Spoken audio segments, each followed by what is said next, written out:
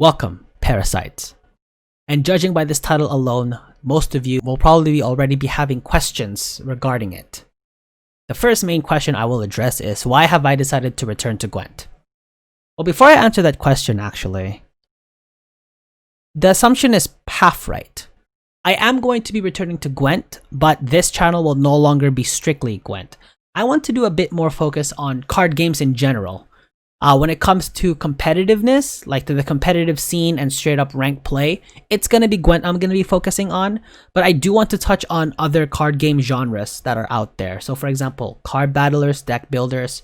You might see me throw in a couple of Monster Train videos, Slay the Spire, maybe a little bit of Hearthstone Battlegrounds, I'm not sure yet, but I for sure want to sort of expand a little bit more into the world of cards, not just so much on Gwent on its own. But when it comes to the competitive scene and deck guides and all that, Gwent will still be sort of the go-to. I am trying out a new sort of editing style, or not editing style, but a video structure to my videos. I tried to optimize it to the point where I can enjoy myself recording while at the same time editing it out and posting it on YouTube. So that was kind of the main goal of me taking the break, was looking for ways where I can sort of make the most of it. And the way I was recording RTS games was not good, so I decided to sort of abandon that experiment and return to the world of card games. So that's the main question that I have just answered. If there are, of course, any other questions that you guys are wondering, for example, if you want to get straight back into the Gwent business and have some decks for me to check out, you know the drill. Feel free to leave them all in the comment section below as always. And other than that, let's get right into it. So, for those of you who have known me before I took this hiatus, you guys know that I am a monsters main, which means that this first deck has to be a monsters deck, like, let's be honest. Now, of course, there was a leader ability that got reworked, and that is Force of Nature. Now, instead of Force of Nature boosting a card in your hand, it now actually allows us to summon the ever-popular non-fog Woodland Spirit. Now, for those of you who don't know, Woodland Spirit was very powerful in the closed beta because of its capabilities of synergying with Fog, but now it is just a straight up 9 power card that could allow your Thrive units to get procced, and is also very good for a short round. Now, in the past, what I would do is I would explain every single card in the deck and tell you why I added it, but I found that to be too tiring because I found myself running out of breath quickly. It's quite a disadvantage if you talk really fast and you're trying to say a lot of things. It's not a good combination. So what you guys see here in front of you is I have created a flowchart sort of visualizing all of the big combos that exist in this deck. And at the end towards the end of the video, if you guys make it past the 2 games that I'm going to show you, I am going to show you guys sort of a breakdown of sort of the pros and cons of this deck. For now, who knows, in the future I may add some more, like for example considerations, or maybe even like maybe a bit of a ranking, like, you know, where do I see this in terms of peer power, synergy capabilities, etc.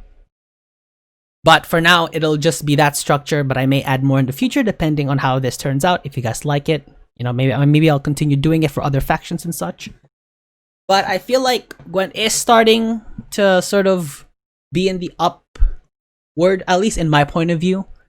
Again, I'm speaking out of personal bias, so, you know, it's an opinion.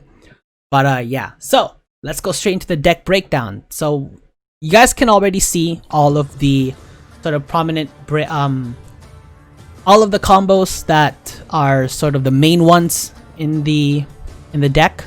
So you have the Control Sister that is able to take out, depending on the situation at hand, Parasite if you guys want to take out some pretty high valued engines, or Lacerate if they are trying to go wide to match your tempo.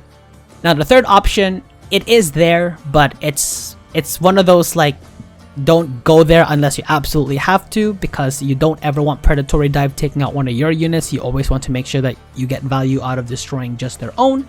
So essentially, if they're trying to out-tempo you by playing a tall card in round 1, then Predatory Dive pretty much does the job. Osrul is a familiar favorite in the Monsters faction, of course, with his capability of going big and eating big. Of course, as you guys can see, I am not using Old Spirit Tip for this combo. I am using Living Armor. I found Old Spirited to be a tad bit too expensive, even though it is 12 power. And with Living Armor going down from 12 to 11 provisions, I think that's a good trade-off. Even though you decrease the power by 2, the extra provision is actually good for upgrading one of your already bad bronze package into a slightly better one. You guys could probably see that table on the bottom left. That is a sort of kind of like the footnotes for the long round versus short round capabilities of this deck. As you guys can tell, the short round capabilities are much more. There are much more options for the short round than there is for the long round. There's a reason for that, because monsters, you know, they're known for having really big units that could do really well when you only have 3 cards left in the deck. That is, of course, provided that you are able to draw them. Their long round really just comes from their Thrive mechanic and the Beast, which are easily answerable. So that could instantly take out the value from your long round. And you don't ever want to use your short round cards in a long round, because that kind of takes away from your short round as well. And if that happens to you, then you're pretty much in trouble, because if you only have Bronzies left in the deck by round 3, then without any big powerhouses to support you, then you're in trouble. Now, of course, your leader ability is there also as a good short round option, but you want to make sure you can avoid using it. And even if you do end up using it, you have to make sure you have a very comfortable lead to where they may need to spend either a really good card or perhaps 2 cards. There are 2 cards towards the bottom there. I see I didn't really like section these off because I feel like they were just kind of scattered. Honestly though, if you guys see this flowchart, this is what's inside my head. Nothing's organized, as you guys can tell. It's a complete representation of what goes inside my head when I'm thinking about Gwent, pretty much. Naglfar's Taskmaster. Now usually Pellar's the option here for Purify. Queen of the Night I thought was too expensive, but Naglfar's Taskmaster, of course, it's by default an offensive Purify unit, whereas its dominant is a defensive Purify. It allows you to deal with defenders. The thing is, we do have some control options in this deck, so you want to make sure that Naglfar's Taskmaster actually has the capability of purifying your opponent's unit. Otherwise, our cards such as Karathi Heatwave, Adastriga, or Parasite may not get the value that they're looking for. Of course, if we're dealing with any Syndicate defenders, then that's also what Lacerate is for, is to instantly get rid of them, rather than using our 4 damage Adas or 2 damage Adastriga just for a Scarab, which is honestly not even worth it. Squirrel is there because we are seeing a lot of Echo cards lately. You're going to see a lot of Coup de Grace, you're going to see a lot of Nature's Gift, you're going to see the usual Syndicate ship combo that we need to take care of. So pretty much any sort of residual abilities that come along, Squirrel will be there to get rid of them. Not to mention it's 4 power, so it can proc the Larvas, it can proc the Bruxa, etc. And yeah, so feel free to pause the video to sort of read over my flowchart. Of course, if you guys have anything that you guys agree or disagree with, feel free to leave in the comment section below. Of course, this is a rough representation of the capabilities of this deck, but rather than have me ramble on for freaking minutes, better if I just show you here visually, and you guys will also see them in the upcoming matches. And speaking of those upcoming matches, let's go take a look.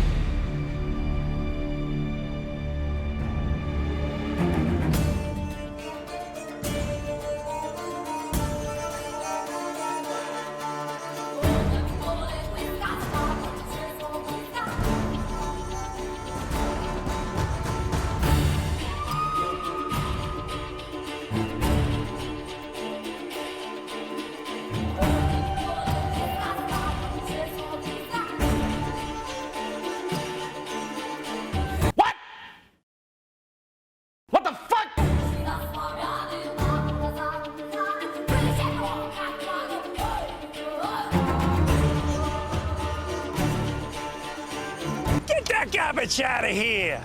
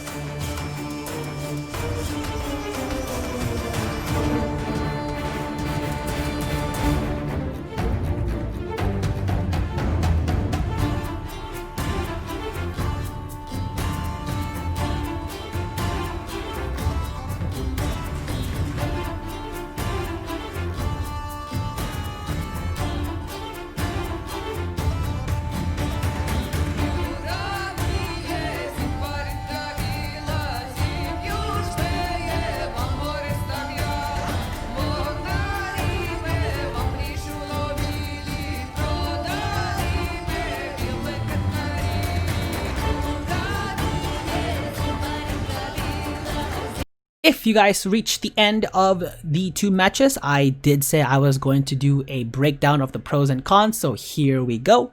So feel free to pause and just take a look at them, but they pretty much iterate sort of what I already went through in the flowchart before the matches started.